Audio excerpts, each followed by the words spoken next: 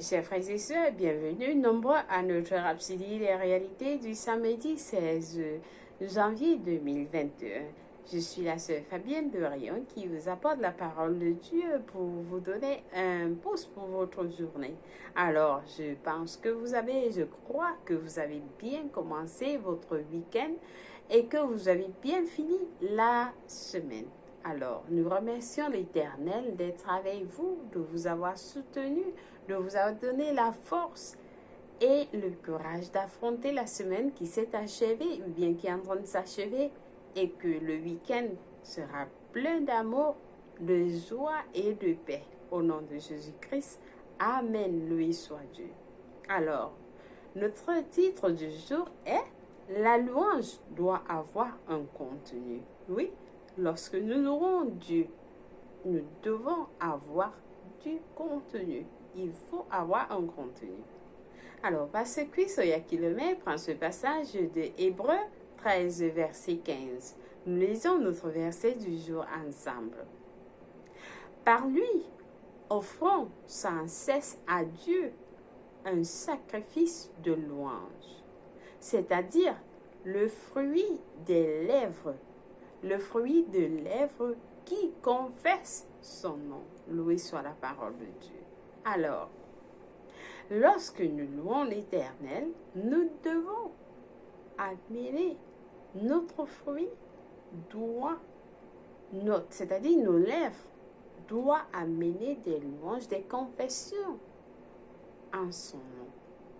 Nous louons l'Éternel avec des contenus. Alors, le pasteur nous dit, quand nous parlons de louanges dans le Nouveau Testament, il y a beaucoup qui ne comprennent pas ce que c'est. Beaucoup ne comprennent pas ce que c'est que louer l'Éternel. Alors, la louange est notre expression abondante d'appréciation de la bonté, des bénédictions, de la justice de Dieu. Alléluia. Lorsque nous disons, Seigneur, merci pour ta bonté. Merci pour les bénédictions.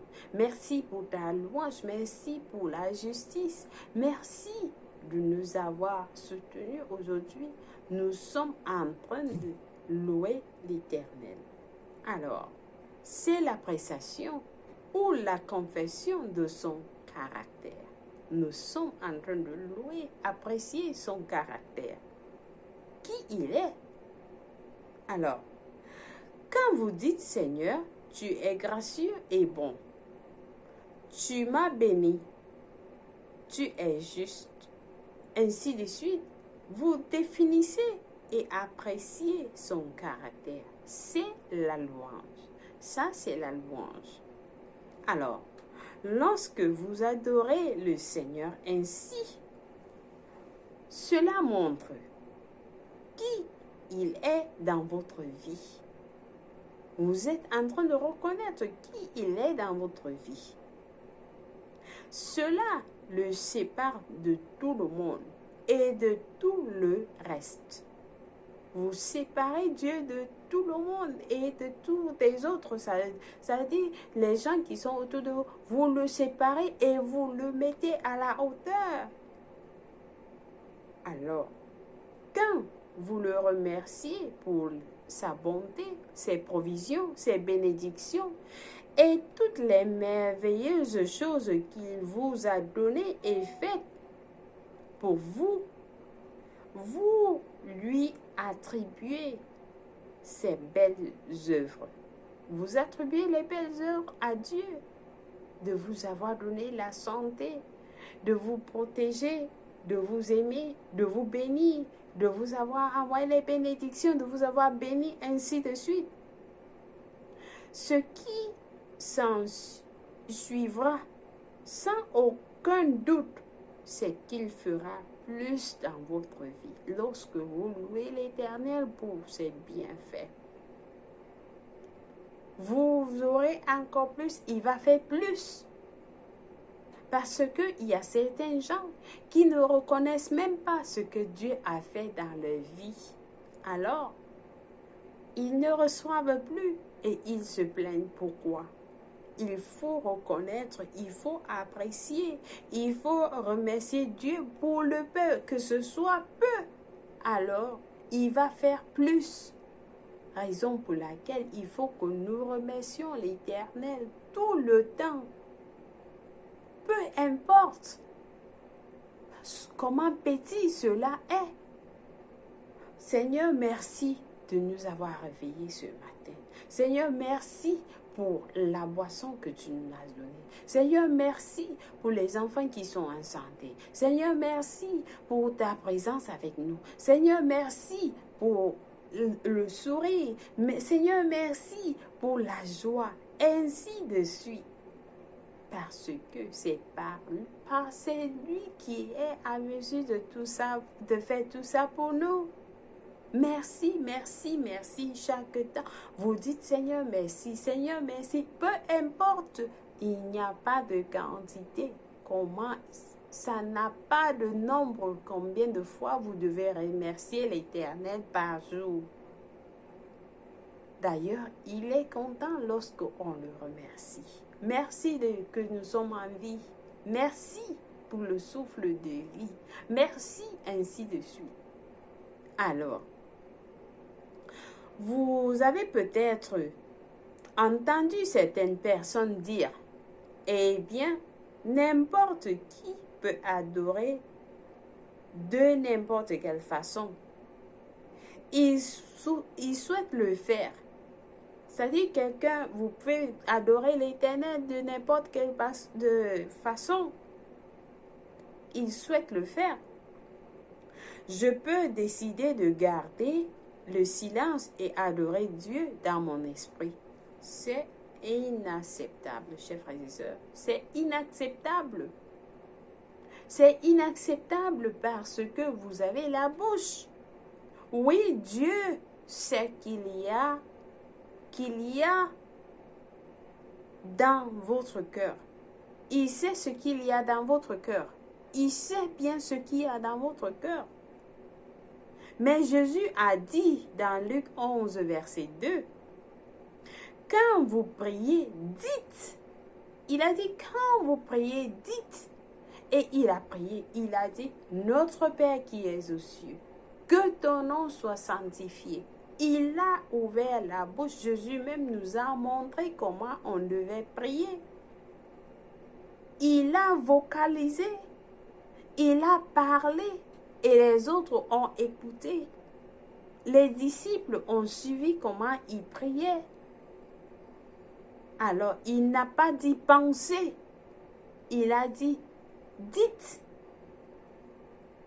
L'adoration doit avoir du contenu. L'adoration doit avoir du contenu. Vous ne pouvez pas vous agenouiller et vous passer du temps avec la tête baissée. Vous ne dites rien. Vous êtes là. Non. L'adoration, doit avoir du contenu. Dans l'Ancien Testament, quand les prophètes et les sacrificateurs priaient, le contenu de leur prière nous a été décrit, montrant qu'ils le vocalisaient. Ils vocalisaient tout ce qu'ils demandaient à Dieu, tout ce que Dieu a fait pour eux, tout ce que Dieu est pour eux. Il vocalisait tout cela. Tu es le Dieu, tu es Dieu très grand. Tu es merveilleux. Tu es le Dieu qui est, tu es le Dieu qui sera, tu es le Dieu qui vient, ainsi de suite.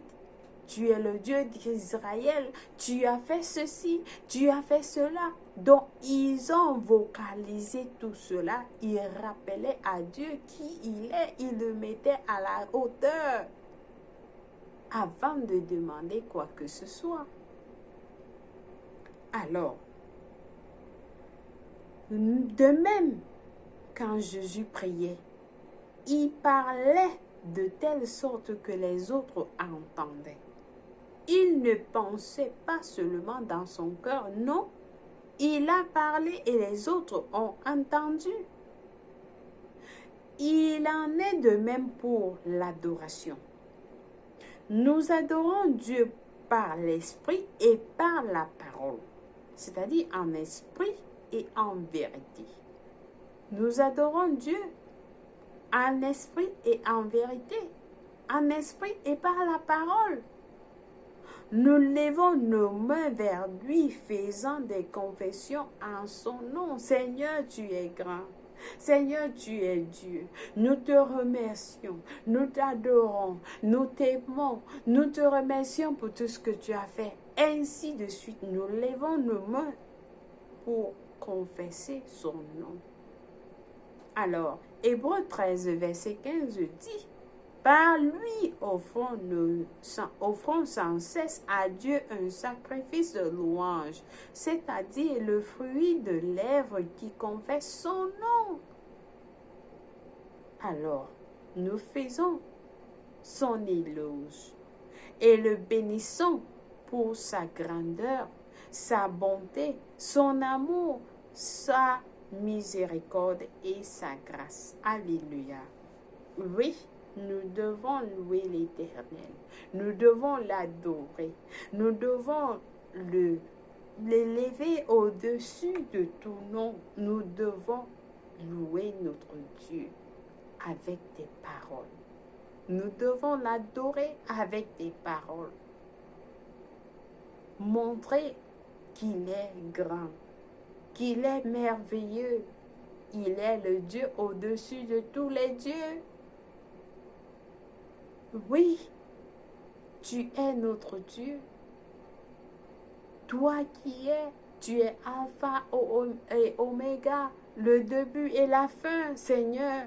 Ainsi de suite, loué soit Dieu. Ok, je crois que vous avez été bénis avec ce message aujourd'hui. Alors, apprenez à louer l'Éternel avec des contenus. Avec des contenus. Amen. Loué soit Dieu. Nous passons à notre prière pour appliquer ce que nous venons de lire. Alors nous prions en disant, bénis Jésus. Tu es plus grand que tout. Tu domines les cieux et la terre. Tout depuis les galaxies au gouvernement. Aucun nom ou pouvoir n'est en dehors du règne et de la domination de ta majesté. Comme tu es grand, ô Seigneur, toi seul es Dieu, digne de tout honneur, majesté et louange, maintenant et pour toujours. Amen. Loué soit Dieu. Alors, nous avons des études approfondies pour mieux comprendre ce passage dans Hébreux 13, verset 15, Psaume 138 à 2, Apocalypse 4, verset 10 à 11. Pour la lecture biblique de 1 an, nous avons à lire Matthieu 12, verset 1 à 21, Genèse 38 à 39. Et la lecture biblique de 2 ans, nous avons à lire Matthieu 6, verset 25 à 34, Genèse 16. Loué soit Dieu. Alors, j'invite quelqu'un qui n'a pas encore reçu Jésus-Christ comme le Seigneur et le Sauveur de sa vie. Si vous n'êtes pas né de nouveau, alors je vous invite à prier cette prière de tout cœur et Dieu va vous écouter.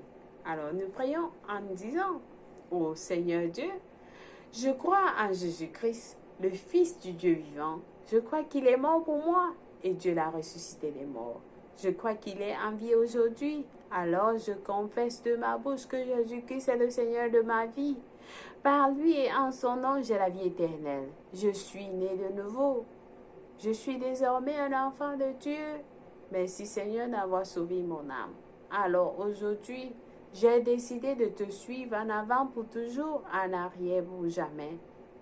Ôte de moi tout péché Seigneur et fais de moi une nouvelle personne. Je suis à toi. Et je vais te servir tous les jours de ma vie, ô Seigneur. Au nom de Jésus-Christ, Amen, loué soit Dieu.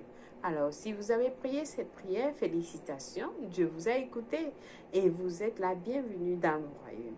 Alors, vous êtes bénis avec le nom de Jésus-Christ, la parole de Dieu et le Saint-Esprit.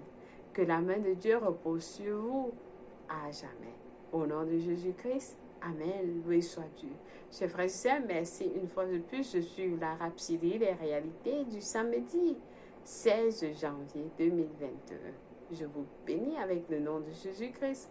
Que la main de Dieu soit avec vous. Au nom de Jésus-Christ, Amen. Je vous aime, mais Dieu vous aime plus. Au revoir.